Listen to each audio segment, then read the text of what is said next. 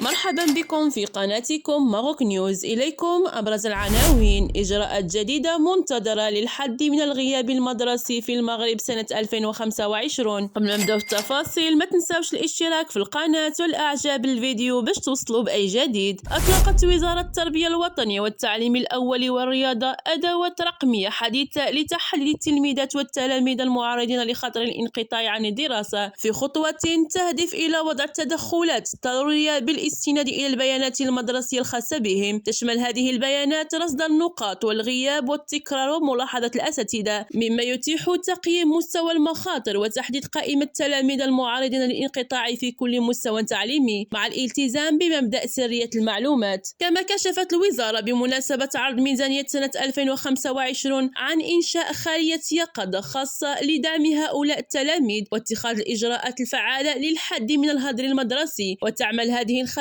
على مستوى كل مؤسسة تعليمية، وتضم الأطراف الرئيسية المسؤولة عن متابعة ودراسة كل حالة بشكل فردي وتطوير خطة عمل مخصصة لكل تلميذ، وتتابع بانتظام لضمان استمرارية الدعم.